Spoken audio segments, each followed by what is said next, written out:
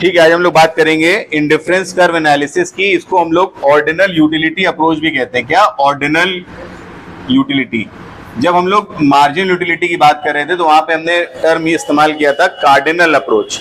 Cardinal approach का मतलब हमने बताया था यूटिलिटी को हम मेजर कर सकते हैं, जो हमें सुकून मिलता है, जो हमें सेटिस्फैक्शन मिलता है किसी कमोडिटी के इस्तेमाल करने में, उसको हम लोग कहते हैं यूटिलिटी। और हम लोग उसको मेजर कर सकते थे in terms of util. Marshall ने वर्ड दिया था मेजरमेंट का, यूटिल। हमने कहा था वजन को अगर नापना है तो हम लोग किसमें नापेंगे? केजी में। लिक्विड नापना है तो किसमें नापेंगे? लीटर में।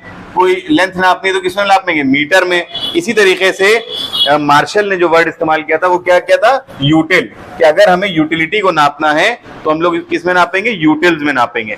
लेकिन क्योंकि वो अनरियलिस्टिक चीज थी, भाई थ्योरी उस जमाने के हिसाब से सही थी, क्योंकि देखो थ्योरीज जो बनाई जाती हैं, जो डेवलप की जाती है, वो जमाने के हिसाब से होती हैं। कुछ थ्योरीज ऐसी होती है जिंदगी भर अप्लाई होती है, लेकिन कुछ चीजें ऐसी होती हैं जो वक्त और हालात के साथ कभी कभी बदल जाती हैं। तो आने वाले जो लोग होते हैं, जो इकोनॉमिस्ट हैं, अगर हम इकोनॉमिक्स की बात करें तो वो सिचुएशंस के हिसाब से नई थ्योरी को डिजाइन कर दिया करते हैं। इसी तरीके से यहाँ पे ब्रिटिश इकोनॉमिस्ट से नाम याद रखिएगा, एमसीक्यू में इस्तेमाल आ सकता है,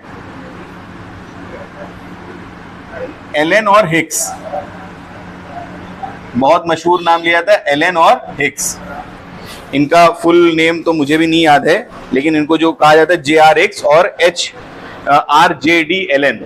ठीक है, तो ये दो नामों से इन लोगों को थोड़ा सा इलेबोरेटेड फॉर्म में जानते हैं। एलन और हिक्स ने इस थ्योरी को यहाँ पे डेवलप किया था। अब ये थ्योरी बेस करती है किस पे? ऑर्डिनल यूटिलिटी के कंसेप्ट पे। ऑर्डिनल यूटिलिटी क्या है? सबसे पहले हम लोग जल्दी जल्दी इसके ऊपर बात कर लेते हैं। ऑर्डिनल का मतलब होता है अगर हमारे पास, क्योंकि हम लोग ने जैसे मार्जिनल यूटिलिटी एनालिसिस में, यूटिलिटी एनालिसिस में मार्शल की जो थ्योरी को स्टडी किया था, वहां पे हमारे सामने सिर्फ एक ही एलिमेंट था, एक ही कमोडिटी थी जिनको हमें खरीदना था और जिनके ऊपर हम लोग अपना कंज्यूमर का इक्विलिब्रियम लाई करते थे। और वो इक्विलिब्रियम क्या हुआ करता था? MU = P। Law of equi marginal utility आया उसके बाद, जिसने कहा कि नहीं, दो कमोडिटी तो होंगी। मार्शल ने क्या कहा था? सिर्फ एक कमोडिटी। फिर उसके बाद जब इक्वी मार्जिनल यूटिलिटी का कंसेप्ट लेके आया गया तो उसके अंदर क्या हो गई? दो कमोडिटीज। तो रियलिटी यही है कि जो मार्शल ने कहा था कि सिंगल कमोडिटी होगी, तो रियलिटी में क्या सिंगल कमोडिटी होती है? जब तुम लोग दुकानों पे जाते हो, मॉल्स में जाते हो, क्या सिंगल कमोडिटी होती है? या अपनी लाइफ में क्या सिर्फ सिंगल कमोडिटी खरीदता है कोई? बताओ, नहीं ना। तो लाइफ में सिर्फ सिंगल कमोडिटी हम लोग नहीं खरीद रहे होते, हम लोग मल्टीपल चीजों के बीच में अपनी चॉइसेस को लाई करते हैं। हमें कपड़े भी खरीदना है, हमें खाना भी खाना है, हमें कहीं घूमने भी जाना है। हमारे पास लिमिटेड इनकम है, उस लिमिटेड इनकम के बहुत सारे यूजेस हैं। ध्यान समझिएगा, लिमिटेड इनकम है हमारी और इस लिमिटेड इनकम के बहुत सारे यूजेस हैं, अनलिमिटेड। यही इकोनॉमिक्स का बेसिक पर्सपेक्टिव है ना। लिमिटेड इनकम होगी और बहुत सारे यूजेस होंगे, and this is the basic economic problem कि हमारे पास संसाधनों की कमी है, हमारे पास रिसोर्सेस की कमी है, या दूसरे लफ्ज में कहें टेक्निकल भाषा ना इस्तेमाल करके कि हमारे पास इनकम की कमी है और हमारे पास ऑप्शंस बहुत सारे हैं, हमें बहुत कुछ लाइफ में करना है। उसी इनकम में हमें अनलिमिटेड खर्चे हैं जो हमें पूरे करना है अपने। अब कैसे पूरे किए जाएंगे, सबसे बड़ा सवाल यहीं पे आता है और यहीं पे लोग परेशान होते हैं। हमें, अगर हम out of the syllabus, out of the box बात करें तो प्रायोरिटी सेट करनी होती है। अभी हम इसी पे आएंगे, सब्जेक्ट को लेके भी प्रायोरिटी सेट करनी होती है किसी भी फील्ड में। अगर आप इनकम को भी हटा दीजिए, आपके पास टाइम, जो आपके पास टाइम है, जो हम लोग पढ़ रहे हैं, आप लोग पढ़ रहे हैं, हम पढ़ा रहे हैं, ये वक्त अभी इस टाइम बज रहा है 5:30। ये 5:30 कल भी आएगा, लेकिन यही चीज कल नहीं हो सकती। एक बार जो वक्त गुजर जाता है वो लौट के नहीं आता है, ये ऑब्वियस है ना बात। तो हमें अपने वक्त का यूटिलाइजेशन बहुत प्रॉपर करना होता है। ये बहुत सारे लोग कहते हैं, कैसे? हमें अपनी प्रायोरिटी सेट करनी होती है। प्रायोरिटी इन द सेंस कि हमें ये डिसाइड करना होता है कि इस टाइम पे हमें क्या करना है। आज दिन में हमारे पास 4 घंटे फ्री थे, बिल्कुल फ्री, कोई काम नहीं था हमारे पास, 4 घंटे फ्री थे। अब इस 4 घंटे में हम किसी चीज को पढ़ सकते थे, हम कोई एग्जाम की प्रिपरेशन कर सकते थे, हम मोबाइल में बैठ के रील चला सकते थे, हम कुछ क्वेश्चंस को सॉल्व कर सकते थे, हम एक आर्टिकल भी लिख सकते थे, बहुत सारे काम थे। डिपेंड करता है किस पे? प्रायोरिटी पे। हम किस चीज को अहमियत दे रहे हैं, हम वहां अपने वक्त को लगाएंगे। और अगर आपने प्रायोरिटी गलत सेट कर ली तो आपकी लाइफ हेल बन के रह जाएगी। अगर आपने 4 घंटे सिर्फ रील देख ली, आंखें भी गई, डेटा भी गया, हासिल भी कुछ नहीं हुआ। पढ़ाई में लगा दिएगा तो बहुत सारी चीजें सीखने को मिल जाएंगी। बात क्लियर हो रही है? वही सेम चीज यहाँ सिलेबस में भी आती है। अपनी लिमिटेड इनकम को हमें कहाँ खर्च करना है। मेरे पास मान लो एकदम से हमारे अब्बा के कुछ पैसे रखे हुए अलमारी में, अभी वो ऑर्डर आया हुआ है ना, 2000 रुपए के नोट बंद हो रहे हैं, डिमोनेटाइज हो रहे हैं ना, चेंज करा लेना इसको, 2000 रुपए के नोट है इसके पास। तो हमने अलमारी खोली, 2000 रुपए के नोट मान लिए हमारे पास 10-15 निकल आए, तो हमारे पास फॉर एग्जाम्पल 30,000 रुपीज निकल आए। अब इस 30,000 से हम क्या क्या कर सकते हैं, आप लोग सोच लिए, बहुत सारी चीजें हम लोग कर सकते हैं। तो हमको कहाँ इसको इस्तेमाल करना है ये डिफाइन किससे होगा, हमारी प्रायोरिटी से। इसको इकोनॉमिक्स में कहते हैं स्केल ऑफ प्रेफरेंस। क्या कहते हैं? Scale of preference. हमारे पास कई ऑप्शंस हैं, शूज खरीदना है हमें, शर्ट खरीदना है हमें एक कोट खरीदना है, हमें मोबाइल भी खरीदना है, हमें एक रिंग खरीदनी है, ये बहुत सारी चीजें हैं। सबकी अपनी अलग अलग चीजें होती हैं जिसको लोग कहीं थोड़ा सा इंटरेक्टिव बेटा रहा करो। लग रहा है कि एकदम हम मूर्तियां पढ़ा रहे हैं, तो ऐसा प्लीज इकोनॉमिक्स में खासकर मत किया करो, वरना हम अगर बोर होने लगेंगे तो भी जो यहाँ पे लिखा हुआ है बस इतना ही पढ़ा देंगे, बस वो सही रहेगा। हम ड्यूटी ना परफॉर्म कराओ हमसे, सीखो, और सीखोगे तभी जब हमें लगेगा कि सीखने वाले सामने बैठे हुए, वरना मेरी ड्यूटी है सिर्फ पढ़ाना जो तुम्हें समझ में आए। तो यहाँ पे जितना लिखा हुआ है उतना हम रटा रटाया पढ़ा देंगे और कह देंगे इसको लिख लो, ये नोट्स हैं, बस हो गया, खत्म, मेरी ड्यूटी पूरी हो गई, मेरी रोजी रिस्क हलाल हो गया, आराम नहीं बचेगा। लेकिन सीखना हो तो थोड़ा सा इंटरेक्टिव रहो, लगे हमें क्या सीखने के लिए बैठे हुए हमसे। क्लियर हो रही बात? तो ये हमारे पास ऑप्शंस हैं। अब कोई बेवकूफ आदमी होगा जो जूते ना हो उसके पास, शर्ट ना हो, और वो मोबाइल लेके टहल लो, जाके अपने पैसों से मोबाइल खरीद ले। शर्ट नहीं है अच्छी, फटी हुई शर्ट पहने हुए, जूते फट चुके हैं, लेकिन मोबाइल नया नया लिए टहल लो। ऐसे देखा है किसी को? अगर कोई लेता है तो रैशनल नहीं कहलाएगा, गधा कहलाएगा, है ना? तो हमारी स्केल ऑफ प्रेफरेंस होता है, उसके बेसिस पे हम लोग डिफाइन करते हैं कि हमें क्या लेना है। इसी को कहते हैं हम लोग ऑर्डरिंग योर डिजायर्स या ऑर्डरिंग योर डिमांड। ऑर्डर करना, ऑर्डर देना, सीक्वेंस देना, पहले ये फिर ये फिर ये फिर ये, जब सबसे ज्यादा इंपॉर्टेंट जरूरत है पहले ये पूरी करेंगे, फिर अगर पैसे बच गए तो ये फिर ये फिर ये। तो इसको कहते हैं ऑर्डरिंग करना, स्केल ऑफ प्रेफरेंस पे ऑर्डर बनाना हमें कि सबसे ज्यादा कौन सी इंपॉर्टेंट है, फिर उससे कम, उससे कम, उससे कम। तो यही बेसिस है किसका, ऑर्डिनल यूटिलिटी कंसेप्ट का, कि हम लोग दो चीजों की यूटिलिटी में सिर्फ रैंकिंग कर सकते हैं कि मेरे लिए ये ज्यादा जरूरी है एज कंपेयर टू दिस, ये ज्यादा जरूरी है as compare to this. Am I clear और नॉट? बात समझ में ही नहीं आई? पक्का?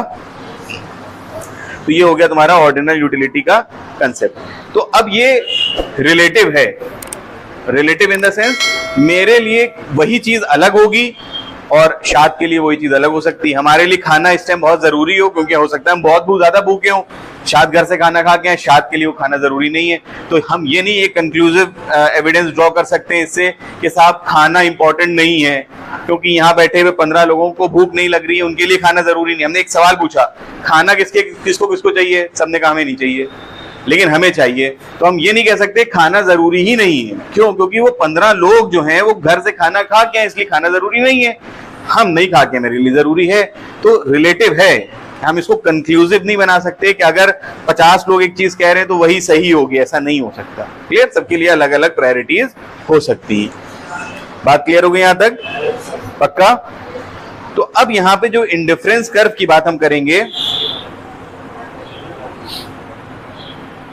अब हम लोग बात करेंगे इस चीज की, इंडिफरेंस कर्व। इंडिफरेंस कर्व की जब हम बात करेंगे,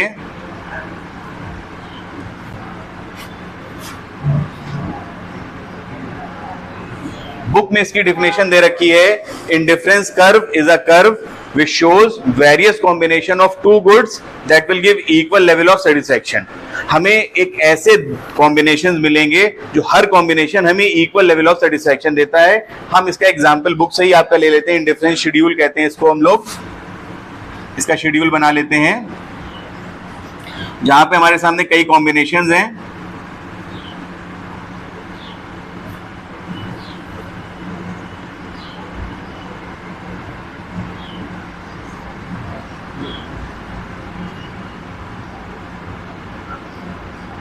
कॉम्बिनेशन ए, बी सी और डी।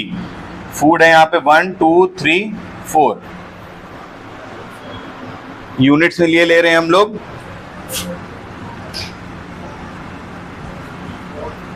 मतलब एक कॉम्बिनेशन ऐसा है कि जहां पे हम 1 यूनिट ऑफ फूड ले रहे हैं और 10 यूनिट ऑफ क्लोथ ले रहे हैं। दूसरा कॉम्बिनेशन ये कि जहां पे हम खाना बढ़ा रहे हैं लेकिन हम क्लोथ्स को क्या कर रहे हैं, कम कर रहे हैं। तीसरा कॉम्बिनेशन ये कि जहां पे हम और फूड को बढ़ाने के लिए और क्लोथ्स को कम कर रहे हैं। और चौथा कॉम्बिनेशन ये कि हम 4 और 4 दोनों बराबर ले आते हैं, मतलब फूड को और बढ़ाने के लिए क्लोथ्स को हम और कम कर लेते हैं। इस चीज को क्लियर करने से पहले मैं एक चीज और बता दूं, यहां पे दो तरह के प्राइसेस होते हैं। एक होते हैं एब्सोल्यूट प्राइसेस, हम नाम देंगे इसको एब्सोल्यूट प्राइस, और दूसरा नाम हम देंगे रिलेटिव प्राइस। ये इंपॉर्टेंट कंसेप्ट है, इस पे ध्यान दीजिएगा। हमने कहा खाना 100 रुपए का मिलेगा, क्लोथ 1000 रुपए का मिलेगा। ये उसका जो हमने पैसे बताए ना, यहाँ पे जो रुपीज में उसका अमाउंट बताया, ये कहलाया एब्सोल्यूट प्राइस, जो उसका मार्केट में दाम है जिसको पैसे दे के हमें हासिल करना होगा, तो होता है एब्सोल्यूट प्राइस। रिलेटिव प्राइस का मतलब होता है कि देखो 1 यूनिट खाना अगर हमें लेना है तो हमें कितने कपड़े देना है, 3। इसका मतलब 1 यूनिट खाने की कीमत मेरे लिए क्या है, 3 यूनिट कपड़े। फायदा समझ में आया, नहीं आया? नहीं आ रहा है? चोट में तकलीफ, ये होना चाहिए शिद्दत पढ़ने की। तकलीफ में है, दर्द है, लेकिन पढ़ रही है, ये आप लोग सीखिए। जरा जरा से मैं आप लोगों की तबीयत खराब होती है, आज सर में दर्द होना नहीं है, उनके हाथ में चोट लगी, उसके बाद पढ़ रही है। Very good. ये है रिलेटिव प्राइस। हमने कहा कि हमें 1 यूनिट ऑफ फूड 100 रुपए में मिलेगा, मार्केट में दाम यही है। इसका मतलब ये क्या हो गया, एब्सोल्यूट प्राइस। या हमने कहा 1 यूनिट ऑफ क्लोथ हमें कितने का मिलेगा, 1000 रुपए का मिलेगा। इसका मतलब ये क्या हो गया, इसका एब्सोल्यूट प्राइस। जो दाम हमें, जो पैसे हमें देना पड़ेंगे मार्केट में किसी चीज को पाने के लिए, वो उसका एब्सोल्यूट प्राइस हो गया, रियल प्राइस हो गया, मार्केट प्राइस हो गया। लेकिन दूसरे के मुकाबले में अगर हमने कहा कि हमें साहब 1 यूनिट फूड मिला और 10 यूनिट कपड़े मेरे पास थे, लेकिन हमें भूख ज्यादा लग रही थी, हमने कहा 1 यूनिट फूड ले लो, मतलब दे दो हमें, और हमसे 3 यूनिट कपड़े ले जाओ। नहीं समझे बात? नहीं आई? हमें भूख लग रही थी, कहिए हाँ लग रही थी, लग रही थी, आप लोग भी सोचिए लग रही थी। 10 यूनिट कपड़े हैं आपके पास, मिल जाते हैं आपको। आपने कहा हमें 7 यूनिट कपड़े दे दो, लेकिन 2 यूनिट खाना दो। मतलब हम इसको एक मिसाल देते हैं, एग्जाम्पल देते हैं। जैसे मान लिया हम यहाँ पढ़ा रहे हैं, ठीक, ध्यान सुनिएगा। अभी आपने हमसे कहा सर हमारी बर्थडे आई, इधर घूमने चले। हमने चलिए ठीक है, हम लोग गए मॉल, अब हम खाना खा के आए थे, ठीक। हमने क्या किया, जहाँ घूमने गए हम लोग मॉल में गए, तो हमने खाना जरा सा लिया, नॉर्मल एक बर्गर ले लिया, और हम कपड़े की तरफ देखने का, अरे सर शर्ट ले लिए, अरे पैंट भी ले लिए। तो हमने कहा मौका अच्छा है, ले लिया हमने। तो हमने क्या किया, खाने की 1 यूनिट ली, कपड़े की 10 यूनिट्स ले ली हमने। और जब हम बाहर निकले तो आपने हमसे पूछा सर सेटिस्फाइड क्या है, मुस्कुरा दिया, खुश हो गए, यही है सेटिस्फैक्शन। और क्या करेंगे, नाचने लगेंगे? भाई सेटिस्फाइड हैं। इंडिफरेंस घर की डिफिनेशन भी कह रही है, it shows various combinations of 2 commodities. भाई देखिए वेरियस कॉम्बिनेशंस है ना, of 2 commodities that gives equal level of satisfaction. Her combination बराबर सेटिस्फैक्शन देगा। अब सेटिस्फैक्शन क्योंकि स्टेट ऑफ माइंड है, नापने की कोई उसके अंदर हमारे पास आला मशीन तो है नहीं कि हम लोग नाप सकें। बस हमने कह दिया, सर तुमने पूछा सर बर्थडे कैसी रही मेरी, अरे बहुत बढ़िया, हमें क्या फ्री में एक बर्गर मिल गया, 10 यूनिट कपड़े मिल गए, हम तो खुश हो गए। चलिए कभी और किसी और बच्चे ने कहा सर आइए चले जरा सा, बर्थडे आज मेरी, उस दिन इत्तेफाक से हमें भूख ज्यादा लग रही थी, तो हमने 2 यूनिट ऑफ फूड ले लिए और कपड़े लिए हमने 7, पहले के मुकाबले 3 कम। इसका मतलब ये हुआ कि 1 यूनिट फूड बढ़ाने के लिए हमने कितने कपड़े कुर्बान कर दिए, 3। जितने कपड़े हमने कुर्बान कर दिए, दे दिए, सेक्रीफाइस कर दिए 1 यूनिट ऑफ फूड के लिए, वो कहलाया relative price. Am I clear और नॉट? और इसी को कहते हैं marginal rate of substitution, MRS। पहले में तो 0 रहा, दूसरे में रहा 1:3, मतलब 1 यूनिट और कप खाना पाने के लिए 3 यूनिट कपड़े कुर्बान कर दिए। ले जाओ, नहीं दे चाहिए, भूख लग रही है और लो खाना। उसके बाद किसी और ने हमसे कहा सर आइए चलिए, उस दिन थोड़ा सा और ज्यादा भूख लग रही थी हमें, हम आदी हो गए थे ना फ्री खाने के। अब की हमने कहा 3 यूनिट खाना ले लिया हमने, कपड़े और कुर्बान कर 10, पहली बार में 10 मिल गए थे ना, शोएब ले गए थे 10 यूनिट कपड़े दिला दिए थे, बहुत थे मेरे पास। दोबारा मैं दीवा ले गई थी, 7 वहां से हो गए थे। फिर भूख लगी थी, मैं शाह से कहा लो खिलाओ, भूख लग रही, टुंडे के चले। 3 यूनिट हमने कपड़े ले लिए, वो खाना ले लिया, कपड़े और कुर्बान कर दी, 5 लेंगे, 2 यूनिट और कुर्बान कर दी। मतलब 1 यूनिट जो हमें खाना पड़ा वो कितने की कीमत पे पड़ा? 2 यूनिट ऑफ क्लोथ की। हमने 2 यूनिट की कुर्बानी दे दी तो 1 यूनिट और मिल गया। मिसाल दे रहा हूं मैं, खाली है, असलियत नहीं है, हम चलेंगे नहीं। और चौथा क्या हो गया कि हमें अब और अगर खाना चाहिए है तो हम अपने और कपड़े अपने पास से कुर्बान कर देंगे, हमें नहीं चाहिए, हमें खाना दे दो। Am I clear? तो क्योंकि हमारी लिमिटेड इनकम मैं पहले बता चुका हूं, ध्यान सुनिएगा, ऐसा क्यों हो रहा है, इसकी कई वजहें। पहली है कि हमारी इनकम लिमिटेड है, हम अपनी इनकम में सब कुछ नहीं कर सकते। अगर हमें कहीं ज्यादा खर्च करना पड़ेगा तो कहीं का खर्चा हमें कम करना पड़ेगा। मिसाल के तौर पे हमने महीने में अगर 50,000 रुपए कमाए हैं और हमने सोचा था हम ये काम करेंगे, एकदम से खर्चा मेरे पास आ जाता है 10,000 रुपए का एडिशनल खर्चा आ जाए। जैसे मान लो फॉर एग्जांपल हमें थोड़ा पेंट कराना पड़ जाए, 10,000 रुपए का खर्चा आ जाए। तो अगर हमें 10,000 रुपए का एकदम से एक महीने खर्चा बन जाए तो हम क्या करेंगे? हम कहेंगे चलो यार हर महीने कपड़े खरीदते थे, इस महीने नहीं खरीदेंगे। क्योंकि हमने पेंट कराना था हमें, इसलिए हमने कपड़ों को उस महीने के लिए कुर्बान कर दिया। ये कहलाता है रिलेटिव प्राइस। जिस चीज को पाने के लिए तुम दूसरी चीज की कुर्बानी दे रहे होते हो उसको क्या कहते हैं? Relative price. समझ में बात आई नहीं आई?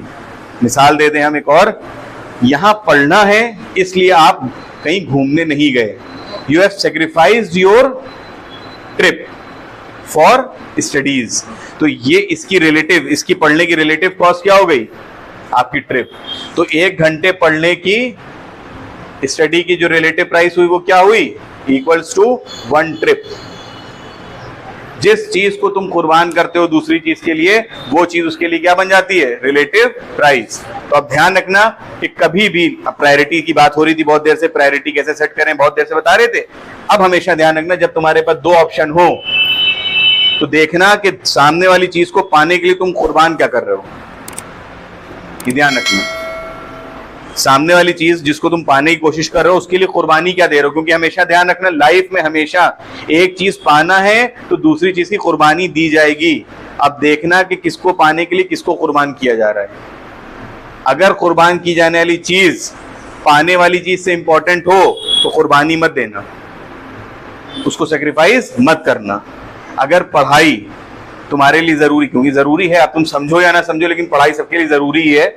अगर पढ़ाई को कुर्बान करके तुम घूमने जाते हो, इसका मतलब क्या हो रहा है कि पढ़ाई ज्यादा इंपॉर्टेंट थी, उसको कुर्बान करके घूमने जा रहे हो। तो लाइफ तुम्हें वैसे ही ट्रीट करेगी आगे चल के कि वो तुम्हें तुम्हारे करियर को कुर्बान कर देगी अपनी खुशियों के लिए। फिर जब पढ़ने का टाइम था तो घूमो, और जब घूमने का टाइम आएगा तो बाबू बन के काम करना वहां बैठ के ऑफिस के अंदर, है ना। ये चीज ध्यान रखना। ऐसे सेट होती है प्रायोरिटीज कि किस चीज के लिए, किसको पाने के लिए किसको खोया जा रहा है। क्लियर हो गया यहाँ तक बात? बस इंडिफरेंस कर पूरा यही है। तो अब यहाँ पे हम लोग देख लेते हैं, हमारे सामने 4 कॉम्बिनेशंस आ गए। इन चारों कॉम्बिनेशन में देखिए तो कभी हम खाना कम ले रहे हैं, क्लोथ ज्यादा ले रहे हैं, कभी हम खाने को बढ़ा रहे हैं, क्लोथ्स को कम करना पड़ रहा है। लेकिन इन चारों केसेस में इस डेफिनेशन के हिसाब से कि indifference curve is a curve which shows various combination of 2 commodities that will give equal level of satisfaction.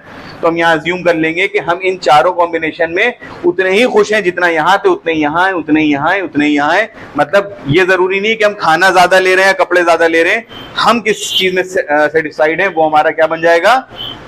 Level of satisfaction हमारा ड्रॉ करेगा। और ये चीज जिस रेट से हम एक दूसरे को सब्स्टिट्यूट कर रहे हैं उस रेट को क्या कहेंगे हम? MRS, marginal rate of substitution. तो इसकी डेफिनेशन क्या कहेंगे? Marginal rate of substitution is the rate at which one commodity has been substituted for another. यहाँ पे 1 यूनिट खाने के लिए 3 कपड़े दे दिए, मतलब 3 यूनिट ऑफ क्लोथ को सब्स्टिट्यूट कर लिया 1 यूनिट ऑफ फूड से। फिर 2 यूनिट ऑफ फूड को हमने सब्स्टिट्यूट किया किससे? 2 यूनिट ऑफ क्लोथ को हमने सब्स्टिट्यूट किया किससे? 1 यूनिट ऑफ फूड से। इसी तरह से 1 यूनिट ऑफ क्लोथ को हमने सब्स्टिट्यूट किया किससे? 1 यूनिट ऑफ फूड से। एम आई क्लियर और नॉट? तो ये हुआ MRS। यहां तक कोई दिक्कत? अब अगर गौर करो तो MRS पहले 1:3 था, मतलब 1 यूनिट ऑफ फूड के लिए हम 3 कपड़े दिए दे रहे थे, फिर 1 यूनिट फूड के लिए हमने सिर्फ 2 ही कपड़े दिए, और फिर हमने 1 यूनिट ऑफ फूड के लिए सिर्फ 1 कपड़ा दिया। तो ऐसा क्यों हुआ? डिमिनिशिंग एमआरएस क्यों हुआ? अब सवाल उठेगा यहाँ पे कि व्हाई एमआरएस इज डिमिनिशिंग। सवाल उठा बड़ा सा कि डिमिनिशिंग एमआरएस, समझ में आ गया ना सबको? आया नहीं आया? डिमिनिशिंग एमआरएस क्यों? देखो एक बात बता दें, फिर से रिपीट करने, अगर ना आ रहा हो समझ में तो बेटा पूछ लो, क्योंकि बुक में इतना डिटेल में नहीं दे रखा है, और अगर उतना ही पढ़ना है बुक में जितना लिखा है तो वैसा बता दो। तो हम जरा एफर्ट अपने कम करें, बहुत मेहनत लगती है भैया सोच के बोलने में। बताओ, बोलो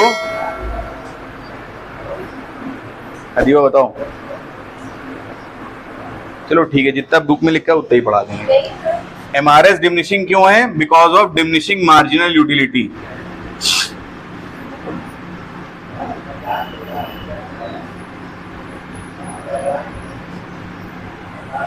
जैसे जैसे हमने खाना खाते गए, मार्शल का लॉ यहाँ पे अप्लाई होगा साथ में इसके, जैसे जैसे आप फूड इंटेक करते गए आपकी भूख मिटती गई, जैसे जैसे भूख मिटती गई अब आपको खाने की इंपॉर्टेंस कम है। पहली बार आप ज्यादा भूखे थे तो आप लोगों ने 3 कपड़े दे दिए थे, अभी दूसरा खाना खाने के लिए क्योंकि पहले से भूख मिट चुकी है तो हम लोग 3 खाने देंगे, लेकिन उससे जब हमने 2 खाने खा लिए, 2 यूनिट ऑफ फूड ले लिया हमने, तो इसका मतलब मेरी भूख और मिट गई, और भूख मिटने से मेरी यूटिलिटी और मिली हमें। तो अब हम खाना और अगर खाना होगा हमें तो हम कपड़े पहले के मुकाबले अब सिर्फ 2 देंगे। क्यों? क्योंकि मेरा पेट भर चुका है पहले के मुकाबले। और 1 यूनिट अगर हमें फूड चाहिए तो इसका मतलब मेरी यहाँ पे अच्छी खासी भूख मिट चुकी है, अभी और अगर हम खाना खाएंगे तो क्योंकि यूटिलिटी मेरी पहले से ही ऑलरेडी एग्जिस्टिंग चल रही है अच्छी खासी, तो एक और यूनिट ऑफ फूड हमें चाहिए तो है, लेकिन उसके लिए हम खाने को क्या करेंगे? कम। जैसे हमने एग्जांपल दिया था मार्शल के टाइम पे कि जिस टाइम पे रेगिस्तान में बहुत ज्यादा प्यास लग रही होगी, एकदम जान जा रही होगी, तो 1 करोड़ रुपए 1 गिलास के देने को तैयार हो जाएंगे। लेकिन यहाँ पे अगर हमसे कहो कि 1 गिलास 1 करोड़ का है तो हम शायद तुम्हारे मुंह पे 1-2 तमाचे लगा देंगे। 10 रुपए के पानी की पूरी बोतल मिल जाती है, वहां पे 1 गिलास 1 करोड़ का हम नहीं लेंगे। तो हम 1 करोड़ का 1 गिलास लेंगे, लेकिन कहां? जहां पानी बिल्कुल नहीं है। लेकिन जैसे जैसे मेरी प्यास मिटती जाएगी हम पानी के गिलास का रेट क्या करते जाएंगे? कम करते जाएंगे। वैसे यहाँ पे भी है कि जैसे जैसे खाना खाते जाएंगे भूख मिटती जाएगी, इसीलिए हम कपड़ों की जो सेक्रीफाइस है वो कम करेंगे। पहली बार में बहुत भूख लग रही थी इसलिए 3 कपड़े दे दिए, फिर भूख कम हुई 2 ही कपड़े दिए, फिर और भूख कम हुई सिर्फ 1 कपड़ा दिया। तो law of diminishing marginal utility is the main cause behind the diminishing MRS. Am I clear? चलिए,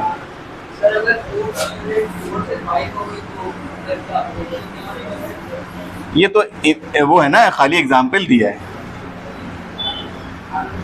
लॉ नहीं है ये, तो इससे एग्जाम्पल था ये। अब इसका अगर हम कर्व देखें कैसे बनेगा, तो वाई एक्सेस पे हम लोग दिखा देंगे क्या? क्लोथ्स। इसी एग्जाम्पल के हिसाब से ओरिजिन हो जाएगा, एक्स एक्सेस पे आ जाएगा हमारा फूड, 1 2 3 4, और यहां पे कितना था? शुरू कहां से हुआ था वो? 10 7 5। देखो पहला और 10 सेम था, 7 और 2, 5 और 3, और 4 और 4।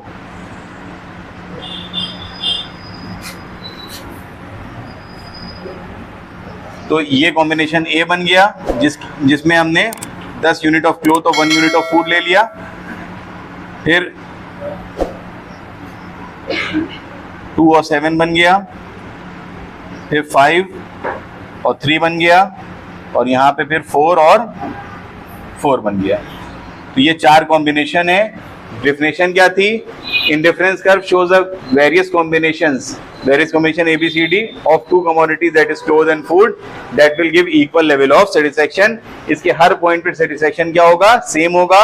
सेटिस्फेक्शन क्योंकि नापा नहीं आ सकता इसलिए हमने कह दिया सेम होगा, तो ये सेम रहेगा। Is it clear? चलो।